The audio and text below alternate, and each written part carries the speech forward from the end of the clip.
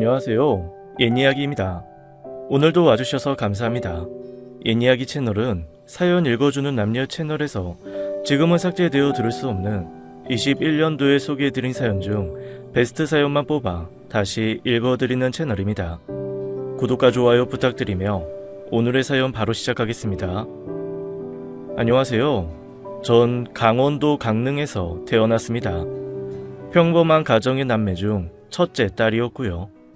아버지는 한때 여러 척의 배를 가지고 계시기도 하셨어요. 선장을 따로 두고 오징어 잡이 배를 운영하시면서 별도로 일을 하셨는데 그게 바로 오락실이었어요. 아버지가 운영하시던 당시 오락실은 강릉 최고의 명소였고 그곳에는 항상 많은 학생들과 시민들로 북적대고 했었죠. 그런데 어느 해인가 강릉에 태풍이 불어 물난리가 난 적이 있었어요. 시내에 있던 저희 오락실도 완전히 물에 잠겼었죠. 당시 물에 잠긴 기계들은 결국 못 쓰게 되어 새 기계들을 가져와야 했고 그참에 가게의 실내 디자인도 바꾸기로 했었습니다. 당시 오락실 벌이가 워낙 좋은 시기였기에 이왕 다시 할 거 잘해보겠다는 생각에 아버지는 강릉에서는 꽤 유명한 실내 건축 디자이너 한 분을 모셔왔었죠. 실내 건축 디자이너란 인테리어 디자이너를 뜻하는 그 시절 말이었어요. 지금이야 실내 건축 디자이너라는 말을 거의 쓰지 않지만 그때는 인테리어라는 말이 오히려 드물 때였죠. 아버지를 따라갔던 저도 그 디자이너 분을 볼 수 있었죠. 놀랍게도 젊은 여자분이었어요. 보통 건축 관련 일은 다 남자들만 하는 줄 알았는데 이렇게 젊은 여자분이 그 일을 한다는 게 너무 신기했죠. 하지만 그분이 일하는 걸 보니 여자라고 무시할 수 있는 그런 분이 아니었어요.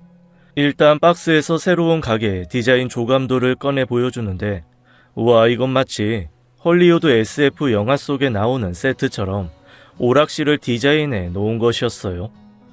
그전 일반 사무실에 오락실 기계만 슬쩍 얹어 놓았던 것과는 완전히 다른 별세계였죠.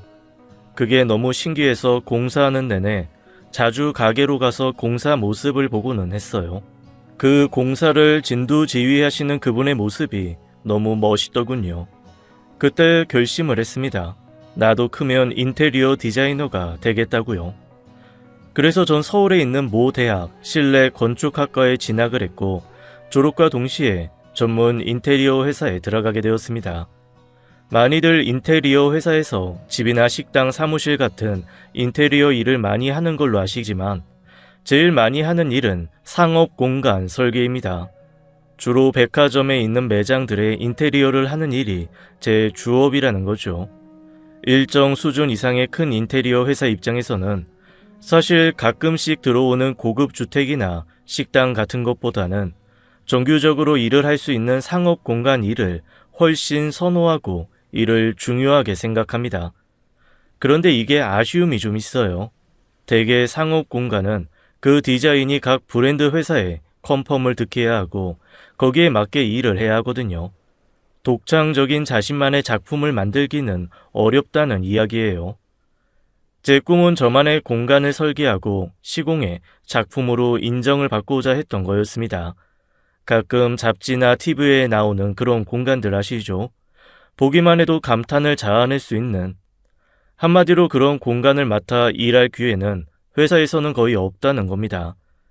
그렇게 몇 년을 회사원으로 보내다 보니 일에만 치이고 인테리어 디자이너로서의 자존감 같은 건 바닥으로 다 떨어지더군요.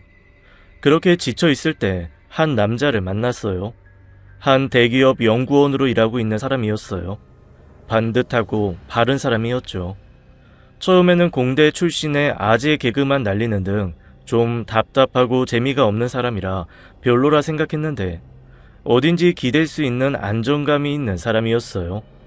당시 회사 일에 치이고 방황하던 저를 잘 잡아줬죠. 무엇보다 제 말을 참 잘 들어줬어요. 그리고 항상 내 편에 서서 이야기를 해줬죠. 만나볼수록 이 남자라면 항상 내 편에 서줄 것이라는 확신이 들더군요. 그래서 이 남자와 결혼하기로 결심했어요. 남편은 충청도 양반의 집안이었어요. 처음 남편 부모님을 만나보니 항상 우리 광산 김씨라는 말을 달고 사시는 분이셨어요. 충남 부여에 있는 종갓집을 가보니 시부모님 말씀이 빈말이 아님을 알 수 있겠더라고요. 이런 집에 시집 가는 게 덜컥 겁도 났지만 다행히게도 우리 남편 될 사람은 두 아들 중 차남이었어요. 이런 걸 계산하는 제가 스스로 좀 부끄럽기는 하지만 결혼은 사랑만으로 살 수 없는 거잖아요. 당신 집안 내력 굉장한 건 알겠는데 나 그런 격식 챙기며 살지 못한다. 걱정 마. 아버지도 말씀만 저러시는 거지 별거 없어. 이야기를 들어보니 철마다 지내는 제사에도 특별하게 아들들을 부르거나 하지도 않고 간소하게 지내신다고 하더라고요. 아무튼 남편 말을 믿고 결혼을 하기로 했죠. 남편 말만큼은 아니지만 처음 생각한 것보다는 제사 같은 집안일이 많지는 않았어요. 물론 중요한 제사나 명절에는 부여 본가로 내려가야 했지만 그때마다 시어머니는 며느리들의 도움을 거절했어요. 미리와 전이라도 붙여라, 고기라도 재라 같은 말을 일절하지 않으셨죠. 절대 미리 올 것 없다. 음식 다 준비했으니 이 고기니 뭐니 사오지도 마라. 저한테만 그런 게 아니라 큰 며느리에게 모두 그렇게 말하셨죠. 사실 시아버님은 조금 불만이긴 하셨던 것 같아요. 아니 며느리들이 왜 와서 시애미 안 돕는데? 나도요. 이 다들 맞벌이 하느라 힘든데 뭐하러 부릅니까? 내가 하면 되지. 아무튼 며느리가 제사 때문에 힘든 건 자기 대에서 끝이라는 신념으로 우리 며느리들에게 일을 안 시키셨죠. 그 바람에 말이 종갓집 며느리지 참 편하게 지냈죠.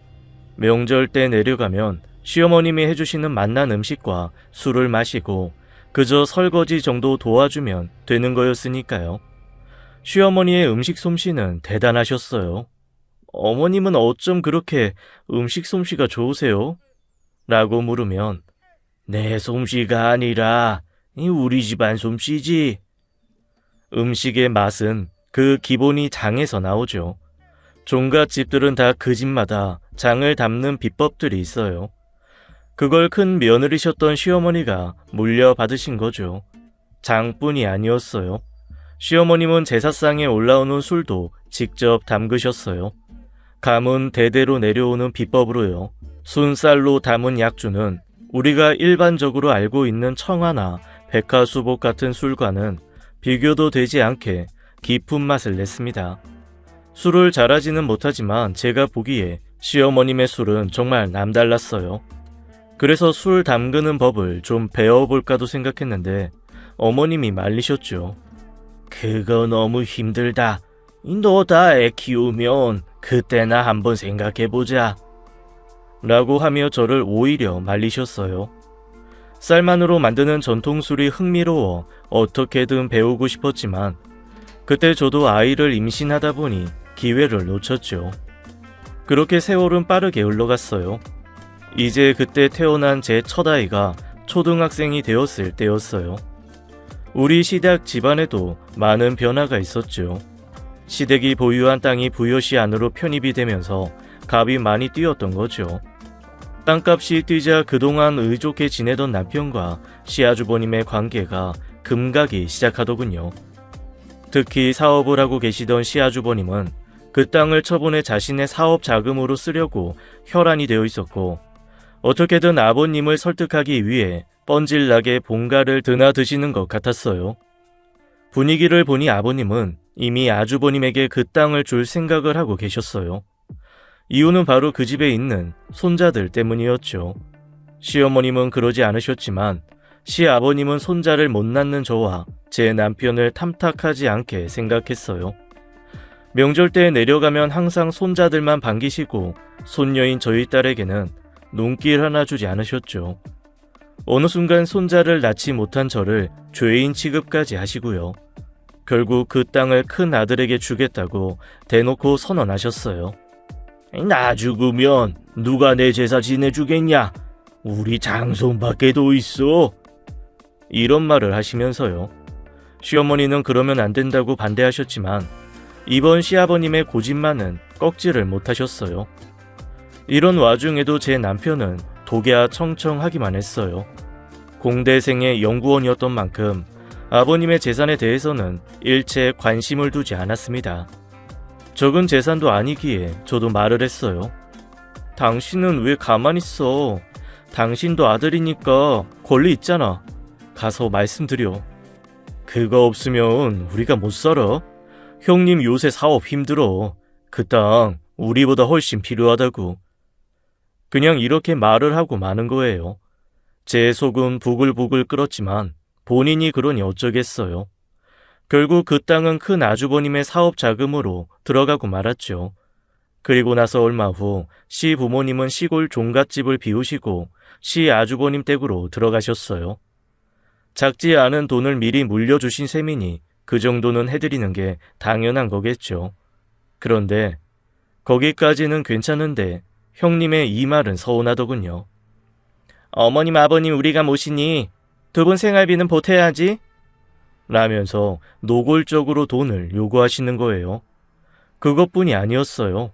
명절과 제사 때면 그때 필요한 비용을 정확히 2분의 1로 정해 요구를 했죠. 그 큰 땅을 다 가져가시고서는 너무 하시는 거 아니냐는 말이 진짜 목구멍까지 나왔지만 차마 하지는 못하겠더군요. 그냥 이렇게 돌려 말했어요. 요새 저희가 좀 어려워요. 집 산 거 대출금도 갚아야 하고. 우리도 힘들어. 우리 남편 사업 잘 되는 줄 알지? 그거 다 허당이야. 라고 말하며 앓는 소리를 하더군요. 하지만 그렇게 앓는 사람이 모피 코트를 입고는 최고급 승용차에 오르는 건 또 무슨 조화인가요? 정말 마음 같아서는 확 받아버리고 싶었지만 절 항상 아껴주시는 시어머니를 생각하며 참았습니다. 시어머니는 아버님이 그 땅을 몽땅 큰 아들에게 준 것에 대해 저에게 매우 미안해 하셨어요. 미안하다 며느라. 내가 아무리 얘기를 해도 그이가 요지부동이다. 내 반드시 이 시골집만큼은 너희한테 물려주마. 사실 이미 가져간 땅에 비하면 시골에 있는 집값이 얼마 되지도 않겠지만 어떻게든 저희에게도 뭔가를 주고 싶어하는 시어머님의 말씀이 너무 감사하더군요. 그래, 어머님 생각해서라도 내가 그 생활비 드리고 만다. 라고 결심을 했고 남편의 용돈과 생활비를 줄여 시부모님의 생활비를 매월 드리기 시작했어요. 그런데 이 생활비가 과연 제대로 시부모님께 갔나 했더니 또 그게 아닌 거예요. 어느 날 남편이 월급을 내놓는데 돈이 비더라고요. 그것도 50만 원씩이나요. 그래서 따져 물었죠. 여보, 왜 월급이 비는 거야? 아이, 그게 아버지랑 어머니 용돈 드렸어. 뭐? 우리가 월 100만 원씩 벌써 드리고 있잖아. 그건 생활비로 드린 거잖아. 형이 아버지께 드린 용돈은 겨우 50이야. 두 분 좀 여행도 다니고 외식도 해야 할 거 아니야. 그거 다 감안해서 100 드린 거야. 생활비 용돈 포함 달 200. 그거 반 100 드린 거야. 그런데 용돈을 50을 드렸다고? 그렇게 말하시던데. 정말 어이가 없었습니다. 두 분 한 달 생활비 용돈 합쳐 200 정도 들어가니 그거 반을 책임진 거였습니다. 그냥 넘어갈 문제가 아닌 것 같아 형님을 찾아뵈었어요. 아니 왜 용돈을 50만 드린 거예요? 약속하고 틀리게. 일부러 그런 게 아니야. 두 분 생활비 생각보다 너무 많이 들어. 그것뿐이야. 얼마 전에 어머니 이빨 임플란트 하셨어. 4개나. 그렇게 갑자기 써야 될 비용이 계속 들어간다고. 다음 달에는 그렇지 않아도 다시 100 드리려고 했어. 다 핑계입니다. 시부모님은 실손 보험을 따로 가입해 두셔서 들어간 비용은 다 돌려받을 수 있었어요. 하지만 거기까지 말하면 감정 싸움까지 번질 것 같아 참고 그냥 나왔습니다. 그러다 퇴근하는 시 아주버님이 차에서 내리는 걸 보았어요. 매일 사업 힘들다 하시면서도 또 차를 바꾸셨더군요. 그것도 최고급 독일 세단으로요. 결국 전 시 아주버님 댁에서 못한 화풀이를 남편에게 하고 말았습니다. 왜 우리를 호구로 하시냐고. 뻔히 보험 들은 거 알고 있는데 임플란트 비용 때문에 용돈 다 못 드렸다고 뻔뻔히 말하고. 그렇게 힘든 사람이 차는 어떻게 바꾼대? 아이, 그걸 왜 나한테 따져? 그럼 누구한테 따져? 이게 다 당신 일, 무시해서 생긴 일인데 처음 땅 문제 때부터 호락호락 들어주지 않고 할 말 했으면 지금처럼 형님네가 자기를 대할 것 같아? 뭐? 당신 지금 그때 내가 땅 안 받았다고 이러는 거야? 어떻게 여자가 돈을 그렇게 밝혀? 내가 돈을 밝혀? 당신 말 다 했어? 결혼 10년 넘도록 크게 싸움 한 번 안 하고 살아온 저희가 시부모님 용돈 문제로 크게 다퉜던 겁니다. 물론 남편이 먼저 사과를 해 일단락됐지만 형님 내는 시부모님과 관련한 돈을 걸핏하면 요구해댔고 전 그분들과 또 우리 남편과 싸우기 싫어 달라는 대로 해줬어요. 봉합되지 않은 아슬아슬한 관계가 지속되던 어느 날 시아버님이 돌아가시고 말았죠. 80이 넘은 노안이셨습니다. 크게 따로 아픈 적은 없으셨지만 지병인 당뇨 기운이 심해지면서 폐렴이 왔는데 노인들에게는 폐렴이 치명적인 경우가 많더군요.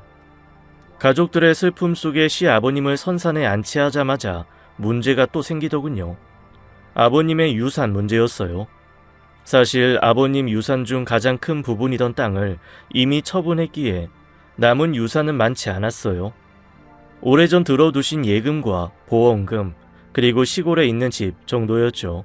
근데 이 돈에도 시아주버님 내외가 욕심을 내기 시작했어요. 저희가 예금과 보험금은 어머님께 드리고 여생을 편하게 사시도록 하자고 말씀드렸지만 자기들이 그동안 어머님을 돌봐왔으니 그 돈은 자기들이 가져야겠다고 나선 거죠.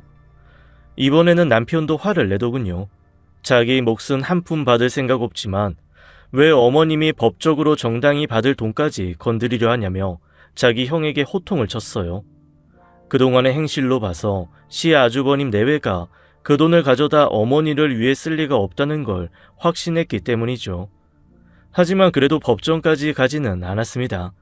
법정 싸움을 벌일 만큼 큰 돈이 있는 것도 아니고 친척들 보기 부끄럽기도 해서 적당한 선에서 타협을 했죠. 그래서 시아주버님이 예금을, 보험금은 어머님이, 그리고 어머님이 공언하신 대로 시골집은 저희가 상속을 받기로 했어요. 어머님은 계속 큰댁이 모시는 걸로 했고요. 그런데 그렇게 하기로 하고 불과 1년도 안 돼요. 형님이 절 보자고 하더군요. 또 무슨 말을 하려는지 벌써 걱정이 됐어요. 어머님 모시는데 필요한 돈 문제를 얘기할 게 뻔하다고 생각했죠. 그런데 더 어마어마한 문제를 얘기하더라고요. 나 이혼해야 될 것 같아. 앞으로 어머님, 동생이 맡아야 될 거야. 시아주버님과 경제적인 문제로 자주 다툰다는 소리는 들었지만 그 일로 이혼까지 생각하고 있을 줄은 상상도 못했습니다. 우리 남편 사업 어려워. 몰랐지? 그것 때문에 우리 친척 돈까지 다 끌어다 썼어.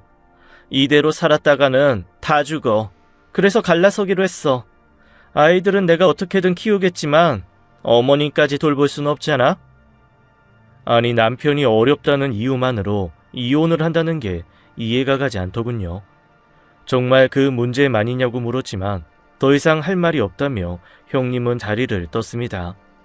원래부터 자기 할 말만 하면 다 끝인 사람이지만 이번에는 정말 너무하다는 생각이 들더군요.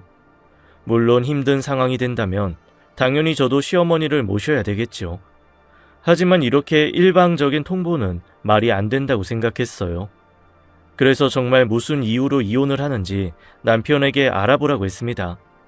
시아주버님을 만나러 간 남편은 그날 늦게 술에 취해 돌아왔습니다. 그냥 경제 문제만은 아닌 것 같은데 자세한 건 말 안 하시고는 나한테 형으로서 부끄럽다고만 하시네. 그러면서 어머니는 자신이 끝까지 모실 테니 걱정하지 말라고 하시더라고. 분명 경제적인 문제 말고도 뭔가가 있는 게 분명했어요. 그걸 남편이 알고도 말을 안 하는 건지 아니면 정말 모르는 건지는 알 수 없지만요. 아무튼 그 다음 날인가부터 형님과 시아주버님은 별거에 들어갔어요. 어머님은 약속대로 시아주버님이 계속 모시기로 하셨고요. 솔직히 어머님을 저희 집으로 모시고 오려고 해도 어머님 방을 하나 만들려면 아이 방을 없애야 할 정도로 저희 집은 좁았습니다. 그래서 그냥 시아주버님 말대로 하기로 하고 넘어갔죠. 하지만 자꾸 시어머님 걱정이 되는 거예요. 시어머님 성격상 호라비 꼴이 된 시아주버님 댁에 있으면 밥이며 빨래, 청소까지 온갖 집안일을 다 하실 게 뻔한데 고령에 그런 일을 하시려다 혹시 탈이라도 나면 어쩔까 하는 걱정이 들었기 때문입니다. 그래서 남편에게 물어도 보고 시어머님께 전화도 넣어보고 했죠. 그럴 때마다 아무 걱정 없이 잘 지내신다는 말만 하더군요. 하지만 전 그 말을 그대로 믿을 수는 없었어요. 저희 남편은 남의 말을 잘 들어주는 착한 사람이긴 하지만 그건 그 속뜻을 잘 모르는 곰가라는 눈치 없는 사람이라는 뜻도 되거든요. 그런 사람이 현재 어머님이 어떻게 지내는지 제대로 알 리 없고 어머님 역시 아무리 힘든 일이 있어도 내색을 하는 분이 아니니까요. 아무래도 제가 직접 어머님을 지내시는 모습을 보는 게 나을 것 같아 슬쩍 낮에 어머님을 보러 시아주버님 댁으로 갔었죠. 역시나였어요. 팔순의 시어머님은 앞치마까지 두르고는 집안 청소를 하고 계시더군요. 시아주버님은 어머님을 모시는 게 아니라 부리고 있던 거였어요. 물론 그런 걸 시아주버님이 의도하지는 않으셨겠죠. 하지만 이대로 두고 보는 게 좋지 않다는 생각이 들더군요. 어머님, 힘든 게 이런 걸 왜 하세요? 내가 아니면 누가 하냐? 제가 하면 되죠. 저 부르세요. 알겠다고는 하셨지만 시어머님은 그럴 뿐이 아니었어요. 그래서 그냥 2, 3일에 한 번꼴로 제가 시아주머님 댁에 가고는 했죠. 그러다 보니 결국 제가 두 집 살림을 맡아 하는 꼴이 되더군요. 그러다 생각을 했어요. 이게 과연 맞나? 이걸 몇 달, 아니 몇 년간 할 수가 있나? 답이 나오지 않았어요. 거기다 이혼을 하게 되면 위자료와 재산 분할 때문에 아주버님의 집을 처분해야 한다는 소식도 들리더군요. 뭔가 다른 방법을 세워야겠다는 생각이 들었어요. 하지만 아까 얘기한 대로 시어머님을 모시기에 지금 저희 집은 너무 협소했어요. 그렇다고 더 큰 집으로 이사를 갈 형편도 아니었고요. 그때 생각났어요.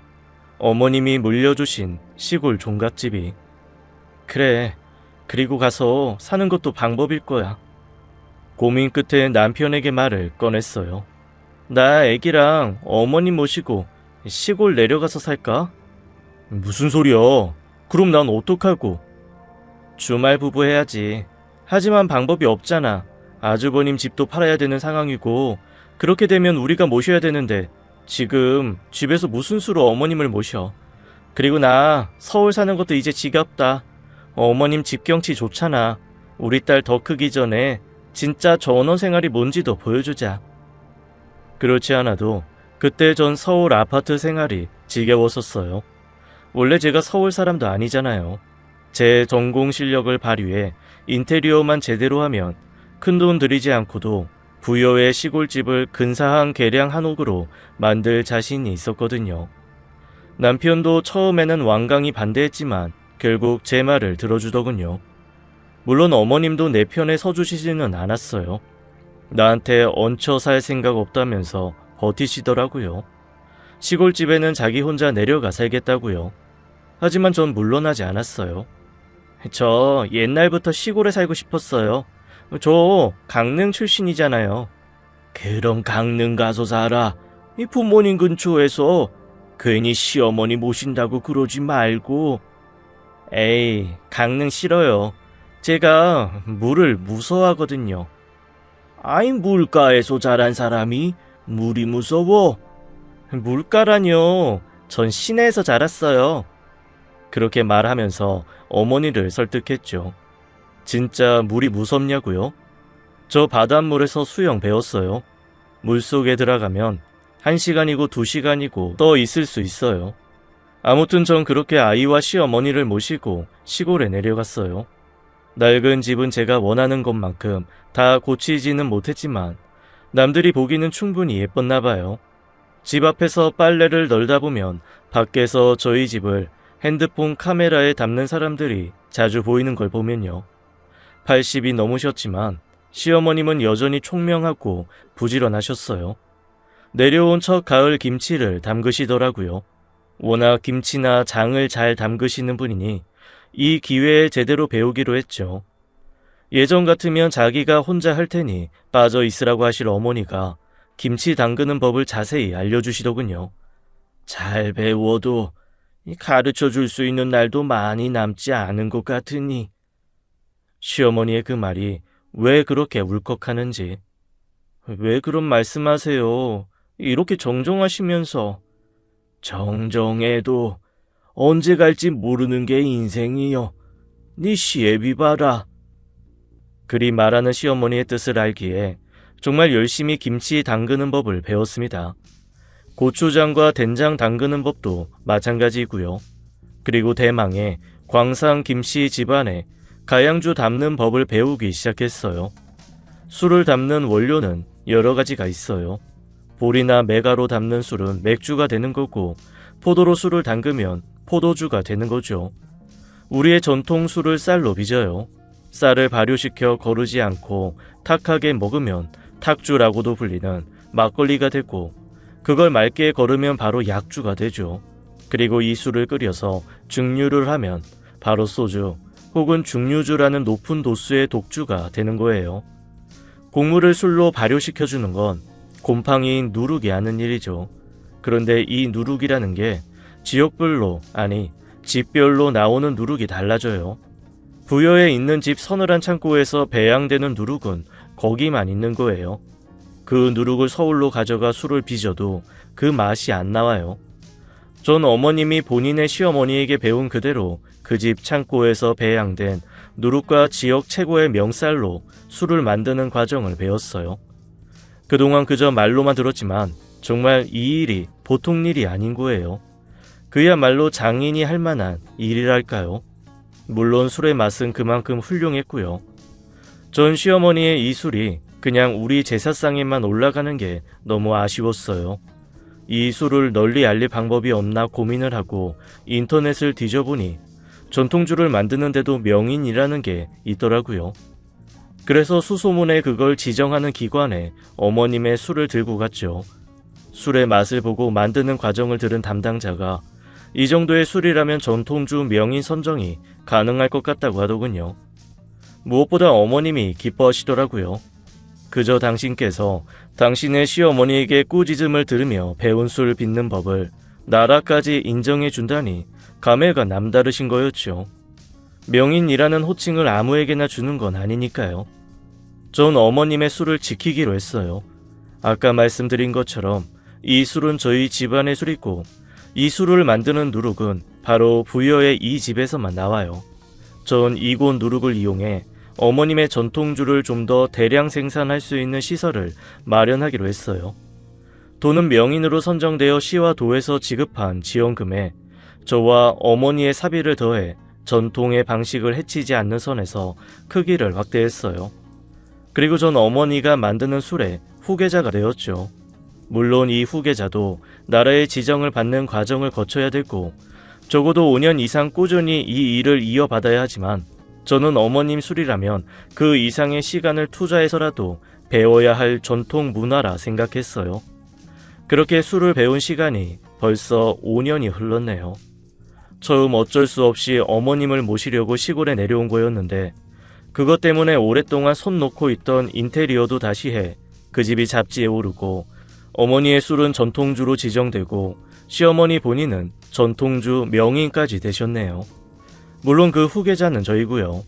마침내 얼마 전에 명인 계승자로 정식 지정을 받았거든요. 저는 제가 술을 담그며 살 줄은 상상도 못했어요. 하지만 운명처럼 시어머니와의 인연을 통해 제 일이 되었죠. 그리고 전 뒤늦게 시작한 이 일이 너무 좋습니다. 어머님의 전통주 계승만 하는 게 아니라 그 술을 바탕으로 새로 다양한 술도 만들고 있어요. 그리고 그 술을 전국 각각으로 주문 판매되고 있죠. 최근에는 전통주 교육 클래스를 열었는데, 저희 술을 직접 빚고 배워보고 싶은 사람들이 주말이면 저희 집을 가득 메웁니다. 물론 그분이 머물 공간은 제가 직접 인테리어했고, 가장 아름다운 양조장과 펜션으로 잡지에 소개되기도 했어요.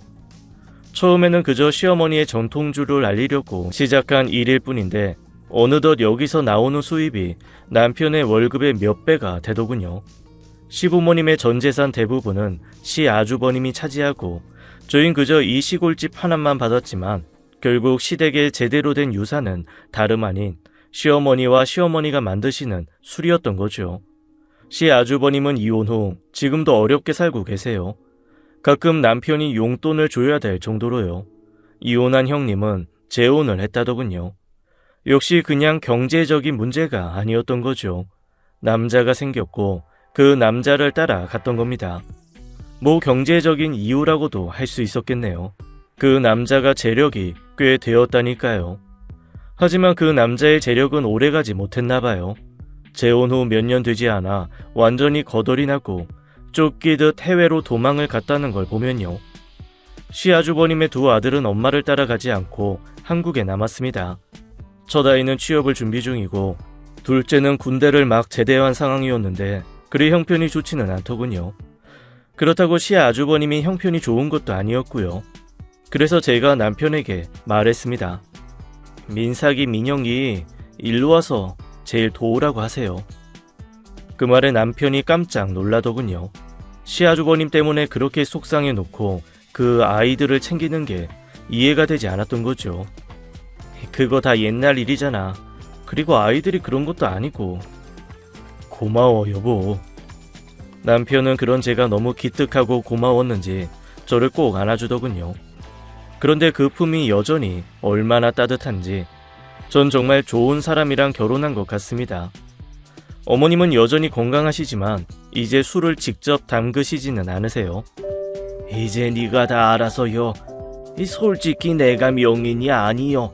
네가 명인이지. 이거 다 우리 며느리가 만든 거다. 나는 그렇게 생각해. 시어머니가 인정해주는 그 말씀에 왈칵 눈물이 나더군요. 그 말이 그동안 제가 제 인생을 제대로 살았다고 인정해 주시는 것 같았거든요. 앞으로도 전 제대로 살고 좋은 술을 만들 거예요. 그리고 제가 받은 만큼 더 베풀 거예요. 그것이 제게 다 복으로 돌아오리라는 걸 알거든요. 그 복이 꼭 물질적인 것 뜻하는 게 아니에요. 그저 넉넉한 오후의 햇살을 보며 쉴 수 있는 즐거움만으로도 충분히 행복하다는 걸 이제 알거든요. 이제 마지막 바람은 제 천직을 찾아주신 어머님이 아프지 않고 오래오래 저희 곁에 머물렀으면 하네요. 지금까지 예니악이었습니다. 끝까지 함께 해주신 여러분 감사드리며 저희는 다음 사연으로 돌아올게요. 감사합니다.